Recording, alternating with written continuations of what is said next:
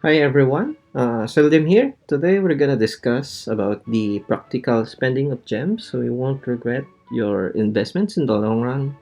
So first, I'm gonna talk about whether you should invest on the harvest slots.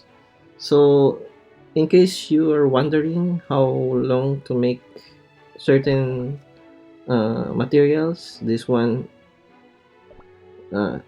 is the biggest gold giver on if you want to farm gold you need to harvest this the birdie toy and the acorn lamp, so it really take around 22 minutes and 5 minutes each.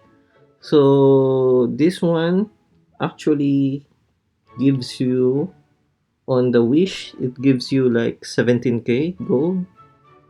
The lamp gives you 17k. Let's see the other ones. The plant gives you like 16k. So this one is from the flower shop. I barely haven't added the slots here, but I'm still it's still gonna go in the birdie toy. So if you're wondering why we need to add slots, is because this one, yeah, it requires 500k gold to upgrade the cookie castle. So the more you build, the bigger the XP you get. That's one point.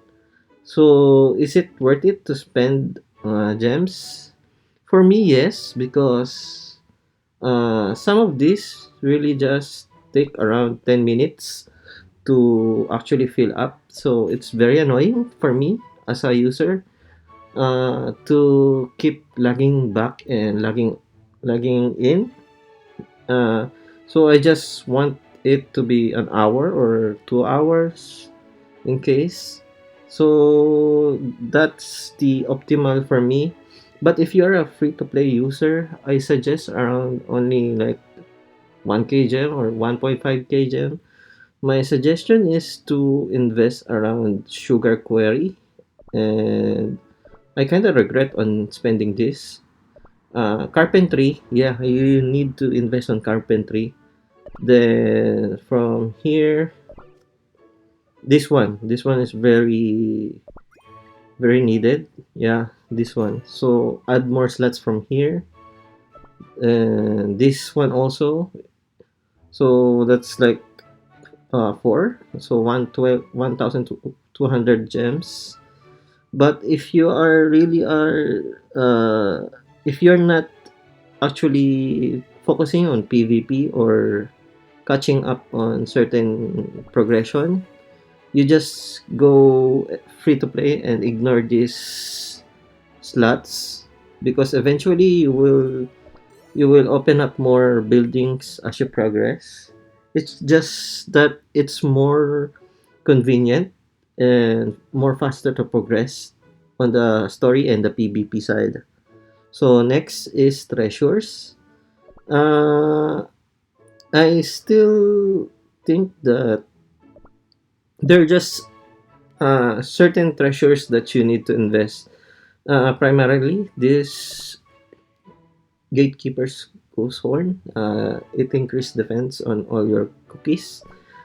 Then the Squishy Jelly Watch decreases cooldown. Mainly, these are for PvE and PvP. Uh, if you have an espresso, you might want the Cookie Paper Charm, or in case you are lucky, you might use this. It synergizes well on PvP and PvE. Let me show you. For example, let's try something on that's same level. This one. So as you can see, I'm using the. Let me edit that. I'm gonna use the charm. Then I'm gonna use the vampire. Oh, come on, there. first wave, the first meteor just pops in irregularly, so it doesn't like that. So when on the second wave, it really works wonder. Let's see. Just look at the cooldown here. Once it pops, see that it it hit all the opponent because of Espresso's uh, ultimate. So it suck in and then it will hit all. So that's why it's very useful in PvP and also in PvE for the extra AoE.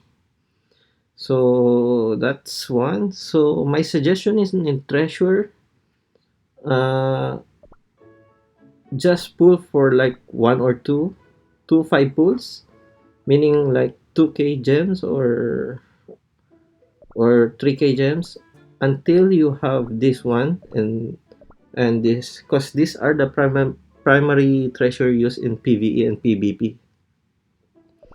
I don't suggest you to pull as much because as much as possible you might wanna pull on this banner Espresso because for me Espresso is very dynamic unit because one, she DPS a lot, like very lot. I think from all the heroes, Dark Choco can be a comparable DPS for her, but she's still the best DPS. So even if the next few banners will make Espresso non-meta, I think her mechanics on his ultimate will be very useful for your team because the vacuum on his ultimate makes opportunity to other heroes like Spicy Chili, so that her AoE can on ult can work very good, and also like the likes of the other treasures like the meteor. So yeah, I think Espresso is very worth it. And also you should know that the hero pools is very dynamic. uh, you can really get one of the few heroes here if you're lucky, and yeah, I think it's very worth it until this banner ends. I suggest you pull and pull until you get a tank or maybe a dupe. Yeah, I think she is very usable in a long run, even if the even if her DPS becomes very non-meta in the future, she will always shine because of that vacuum. So coming back from the treasure, there's still one thing I want to discuss. Uh, Another thing why I don't suggest uh, pulling for treasure is because the gacha from treasure, I don't know because it seems like a normal banner. So we may not know if there could be a featured banner soon in the future. But since it has no deadline like Espresso, you might wanna pull a dupe for her, make at least 2 star to be so that your damage won't go away in case you get more dupes from other DPS. So just that you are ensuring that Espresso will be your main DPS. So this treasure banner, it can be pulled after Espresso banner, so you don't need to worry about missing a lot from the treasure. So that's all about spending gems. And I think I have discussed everything. Uh, Comment down in my channel if you have some questions, and leave a like if you like it. Thank you. Bye bye.